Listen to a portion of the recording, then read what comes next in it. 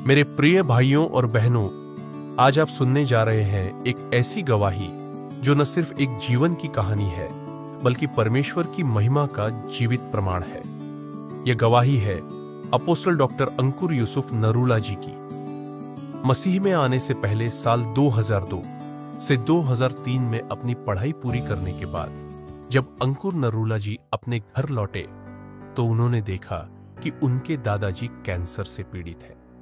उन्होंने लोगों से सुना था कि मसीही लोग प्रार्थना करते हैं और लोग चंगे हो जाते हैं, लेकिन उन्होंने कभी इसमें रुचि नहीं दिखाई। उनके परिवार वाले दादाजी को चर्च लेकर जाते थे, लेकिन उनका खुद का विश्वास उस समय तक नहीं बना था। कुछ समय बाद उनके माता पिता भी चर्च जाना शुरू कर दिए, लेकिन अंकुर जी ने इसका विरोध किया। उन्होंने कहा, क्रिश्चियन मत बनो, ये कुछ नहीं है। वो मंदिरों में जाते थे, धर्म में गहराई से जुड़े थे, परंतु उन्हें नहीं मालूम था कि यीशु धर्म नहीं बदलते, जीवन बदलते हैं। जीवन में अंधकार की घड़ी 2004 में एक कुत्ते के काटने से उनका मानसिक संतुलन बिगड़ गया। बार बार अटैक आने लगे।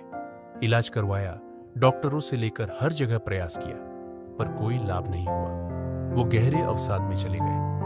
आत्महत्या का विचार हर दिन उनके मन में आता। वे सोचते, अब बस मैं इस जीवन से थक चुका हूं। आशा की किरण उसी समय उनके घर में एक मसीही दंपति आए। उन्होंने कहा, चिंता मत करो, हम तुम्हारे लिए प्रार्थना करेंगे। अंकुर जी सोचने लगे, मैंने हर रास्ता देख लिया, इसे भी आजमा कर देख लेता हूं। रात 8 बजे वे पहली बार चर्च गए, नशे की हालत में। प्रार्थना के दौरान उन्होंने एक अद्भुत अनुभव किया, जैसे उनके शरीर में करंट दौड़ गया हो। उन्हें एक नीले रंग की नई नियम की किताब दी गई और कहा गया, रोज 20 मिनट प्रार्थना करना। उन्होंने मन ही मन सोचा, 20 मिनट, ये तो बहुत ज्यादा है, पर उन्होंने शुरुआत की।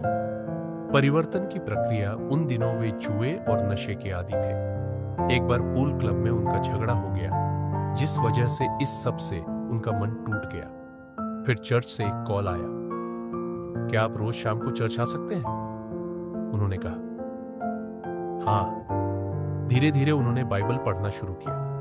बपतिस्मा के लिए भी खुद को तैयार किया। बपतिस्मा लेने से पहले उन्होंने अपने दोस्त से कहा, चलो आखिरी बार शराब पी लेते हैं, फिर तो नहीं पी पाएंगे। लेकिन उसी समय उनके पास्टर ने टोक दिया और उन्होंने उसी दिन से शराब, नशा, जुआ सब कुछ छोड़ दिया। प्रभु में बढ़ना और चुनौतियां बपतिस्मा के बाद भी मानसिक संघर्ष खत्म नहीं हुए। अटैक अब और बढ़ने लगे, पर वे जानते थे कि सत्य में चलना है, पीछे नहीं मुड़ना। बाइबल उनके लिए दवा बन गई। जब भी अटैक आते, वे बाइबल पढ़ते, 4 से 5 घंटे या उससे अधिक पढ़ते, तब जाकर चैन मिलता और सो पाते। हर दिन परमेश्वर से संगति बढ़ती गई। 2005 में उन्हें दुष्ट आत्मा से पूर्ण छुटकारा मिला। वह भी तब जब उन्होंने लगातार 5 से 6 बार 40-40 दिन के उपवास रखे। परमेश्वर ने उनसे कहा, हियाव बांधो, दृढ़ रहो, मसीह में की गई मेहनत व्यर्थ नहीं जाती। चंगाई पाने से पहले एक दिन एक व्यक्ति उनके पास आया, पेट में जलन की समस्या के साथ। उन्होंने उसके लिए प्रार्थना की। अगले दिन वह व्यक्ति मछली खाकर गवाही देता है, मैं ठीक हो गया। अंकुर जी हैरान रह गए। मिलती जुलती बीमारी उन्हें भी थी। गुस्से में आकर उन्होंने सारी दवाइयां फेंक दी और परमेश्वर से कहा, अब मैं दवाई नहीं लूंगा। और उसी दिन उन्हें भी चंगाई मिल गई। सेवकाई में वृद्धि हुए अफ्रीका के एक प्रभु के दास को अपना मेंटर मानते थे, जो अब प्रभु में सो गए हैं। 2007 में परमेश्वर ने उन्हें बिना एड्रेस के एक मसीही परिवार तक पहुंचाया। वहीं से खाम्बरा कलीसिया की शुरुआत हुई और फिर प्रभु ने उन्हें बहुतायत से उपयोग करना शुरू किया। आज अंकुर नरूला मिनिस्ट्री भारत की सबसे बड़ी और सबसे तेजी से बढ़ने वाली चर्च सेवकाई बन चुकी है।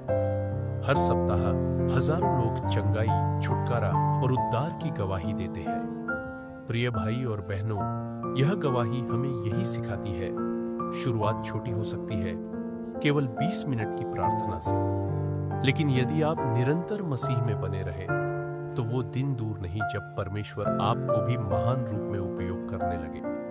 आप ईमानदार रहे, वचन में बने रहे और परिस्थितियां कैसी भी हों, कभी पीछे मत मुड़े। प्रभु आपको आशीष दे। आमीन।